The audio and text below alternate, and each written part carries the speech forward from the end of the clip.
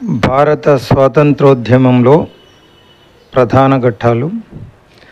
సంపూర్ణ స్వాతంత్ర్యం కోసం జరిగిన పోరాటాలు.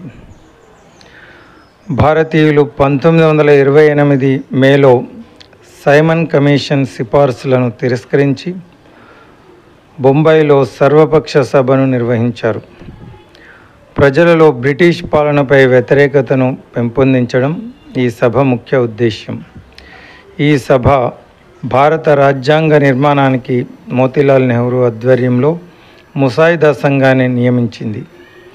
కాంగ్రెస్ కలకత్తా సమావేశాలలో 1929 డిసెంబర్లోగా బ్రిటిష్ ప్రభుత్వం భారతదేశానికి స్వపరిపాలన హోదా ఇవ్వాలని లేదా దేశవ్యాప్తంగా సత్యాగ్రహాన్ని ప్రారంభిస్తామని తీర్మానించింది.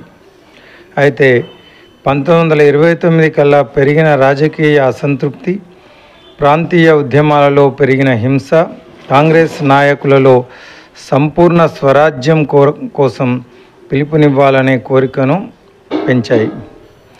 జవహర్లాల్ నెహ్రూ అధ్యక్షతన 1929లో జరిగిన చారిత్రాత్మక లాహోర్ సమావేశం సంపూర్ణ స్వాతంత్ర్యంను పిలుపునిచ్చింది. 1930 జనవరి 26న భారతదేశం మొత్తం సంపూర్ణ స్వాతంత్ర్య దినంగా పాటించాలని నిర్ణయించింది. భారతదేశంలోని వివిధ రాజకీయ పక్షాలు, విప్లవకారులు సంపూర్ణ స్వాతంత్ర్య దినోత్సవాన్ని సగర్వంగా జరుపుకోవటానికి ఒకటైనారు. శాసనోల్లంఘన ఉద్యమం, సివిల్ డిజోబీడియన్స్. భారత స్వాతంత్రోద్యమంలో శాసనోల్లంఘన ఉద్యమం ఒక ప్రధాన ఘట్టం. ఈ ఉద్యమం కాంగ్రెస్ పార్టీ నాయకత్వంలో 1930 మార్చిలో మొదలై 1934 వరకు సాగింది. ఉద్యమానికి నేతృత్వం వహించే బాధ్యతను కాంగ్రెస్ పార్టీ మహాత్మా గాంధీకి అప్పగించింది. భారతదేశానికి అధినివేశ ప్రతిపత్తి కల్పించే విషయంలో బ్రిటిష్ ప్రభుత్వం నిర్లక్ష్య ధోరణి అవలంబించింది. నిర్ణయం తీసుకోవడంలో కాలయాపన విధానాలను అవలంబించింది. దాంతో కాంగ్రెస్ నాయకులు ఆశాభంగం చెంది ఉద్యమ కార్యాచరణ ప్రకటించారు. ఆ కార్యాచరణలో భాగమే శాసనోల్లంఘన.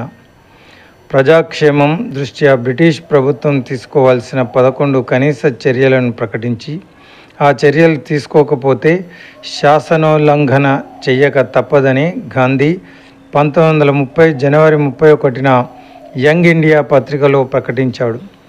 ఉద్యమంలో భాగంగా చేపట్టదలిచిన కార్యక్రమాలన్నింటినీ అహింసా పద్ధతిలో జరగాలని అతడు నిర్దేశించాడు.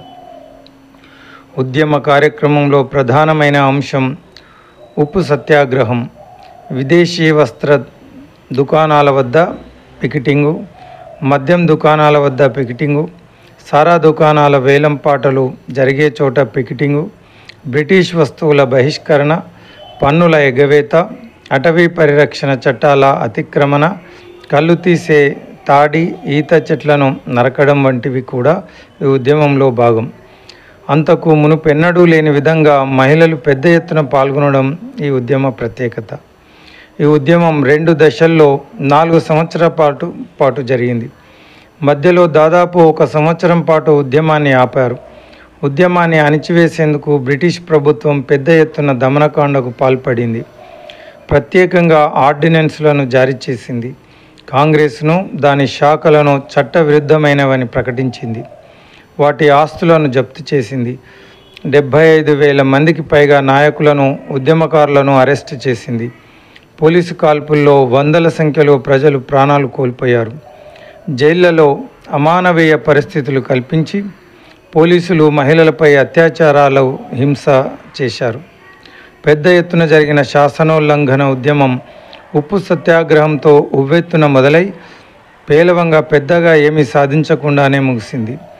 ఉప్పు సత్యాగ్రహాన్ని ప్రారంభిస్తూ గాంధీ ఈసారి శాసనోల్లంఘన అంటూ మొదలైతే ఇక దాన్ని ఆపలేం, ఒక్క కార్యకర్త అయినా బతికి ఉన్నంత వరకు, ఒక్క కార్యకర్త అయినా స్వేచ్ఛగా ఉన్నంత వరకు ఆపకూడదు కూడా అని అన్నాడు. కానీ 1933 మే 8న గాంధీయే స్వయంగా ఉద్యమాన్ని సస్పెండ్ చేయమని కాంగ్రెస్ పార్టీ తాత్కాలిక అధ్యక్షుని కోరాడు. 1933 మే 9న ఉద్యమాన్ని తాత్కాలికంగా నిలిపివేశారు. 1933 జూలైలో సామూహిక ఉద్యమం కాస్త వ్యక్తిగత శాసనోల్లంఘనగా మారి రూపు కోల్పోయింది. ఆ తర్వాత 1934 ఏప్రిల్ 7న ఉద్యమం అధికారికంగా ముగిసింది. జై హింద్.